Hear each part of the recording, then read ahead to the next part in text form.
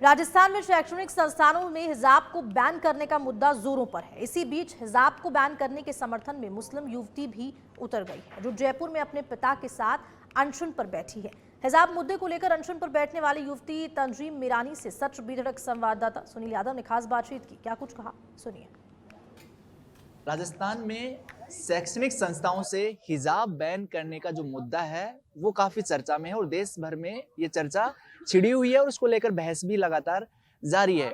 लेकिन जो एक मत है कि शैक्षणिक संस्थाओं में जो तय ड्रेस कोड है उसी में स्टूडेंट्स को आना चाहिए, इसके समर्थन में लगातार लोग जुट रहे हैं। बड़ी बात यह है कि खुद जो मुस्लिम समाज है वो भी अब सामने आ रहा है कि शैक्षणिक संस्थाओं में हिजाब या फिर जो अन्य कोई जो ड्रेस है वो बैन होनी चाहिए, क्योंकि तय ड्रेस कोड है। और इस पूरे मामले को लेकर यानी हिजाब प्रतिबंध को लेकर मुस्लिम छात्रा तंजीम मीरानी वो अनशन पर बैठी है जयपुर में और उनके पिताजी वो भी यहाँ पर अपनी बेटी का साथ दे रहे हैं। ये बड़ी बात है। हम तंजीम से बात करेंगे। तंजीम, आप खुद एक स्टूडेंट हैं और पूरा जो अभी का सिनेरियो है, जो पर्दा और ये पूरा हिजाब को लेकर कई दिनों से चल रहा है, तमाम बहस है, मुद्दे हैं, आप अनशन पर बैठी हैं। सबसे पहले ये बता दीजिए कि किस सोच के साथ ये अनशन आपने शुरू किया है? सोच तो यही है कि नेशनलिस्ट सोच के साथ शुरू किया है, जो कॉन्स्टिट्यूशन डायरेक्ट करता है वो सोच के साथ शुरू किया है। और इसमें मेरी वही देश हित की 3 मांगे हैं। पहली कि हिजाब एजुकेशनल इंस्टीट्यूशन में हिजाब बैन होना चाहिए, सेकंड CAA लागू होना चाहिए और UCC लागू होना चाहिए। जिस तरह से जो चर्चा छिड़ी हुई है, क्योंकि लगातार कुछ जो भ्रामक चीजें भी होती हैं कि हिजाब बैन की मांग हो रही है, तो एक बार ये क्लियर कर दीजिए कि अभी जो मुद्दा है और आप भी यहाँ पर बैठी हैं, जो एजुकेशनल इंस्टीट्यूट्स हैं वहां से हिजाब बैन होना चाहिए, इसी समर्थन में? जी बिल्कुल, एजुकेशनल इंस्टीट्यूशंस के अंदर से हिजाब बैन होना चाहिए, क्योंकि कोई भी स्कूल कॉलेज हो वहाँ पे एक यूनिफॉर्म इसलिए डाला जाता है कि इक्वालिटी बनी रहे, डिस्क्रिमिनेशन फील ना हो। और मैं उसी के समर्थन में हूँ कि जो यूनिफॉर्म कोड दिया जाता है आप उसे फॉलो कीजिए, हिजाब को एजुकेशनल इंस्टीट्यूशन में मत पहन के जाइए।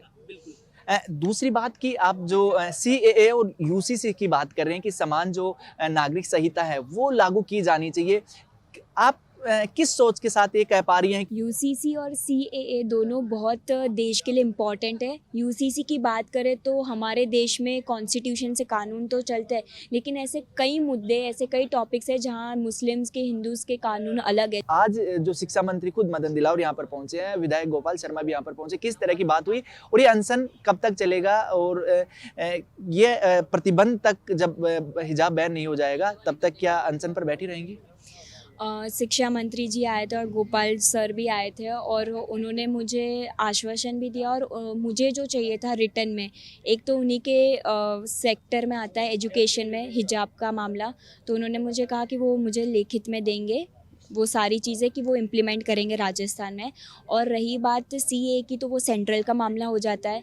और UCC में भी वो मुझे रिटर्न में देंगे कि वो जल्द से जल्द ड्राफ्टिंग कमेटी बना के आगे प्रोसीजर करेंगे। देखिए कि जो हिजाब प्रतिबंध की मांग को लेकर जो अनशन पर बैठी है स्टूडेंट तंजीम, वो हमारे साथ ही तमाम चीज़ों को लेकर अपना पक्ष रखा, अपनी बात रखी और राय भी रखी और कहा कि हिजाब शैक्षणिक संस्थाओं से बिल्कुल बैन होना चाहिए। साथ ही साथ जो CAA और जो UCC की बात हो रही है वो भी देश में लागू होना चाहिए। कैमरा पर्सन हरिशंकर त्यागी के साथ सुनील यादव, सच बेधड़क, जयपुर।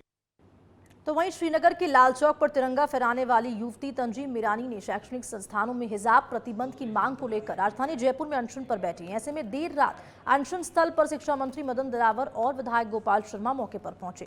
इस मौके पर मदन दिलावर ने कहा कि शैक्षणिक संस्थानों में ड्रेस कोड है जिसे सख्ताई से लागू करेंगे। इस दौरान हमारे संवाददाता सुनील यादव ने शिक्षा मंत्री मदन दिलावर से खास बातचीत की। क्या कुछ कहा बातचीत में, सुनिए।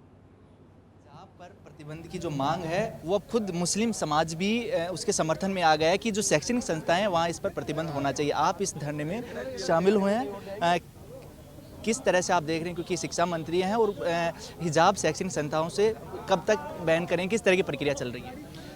मैं किसी को बैन नहीं कर रहा हूँ।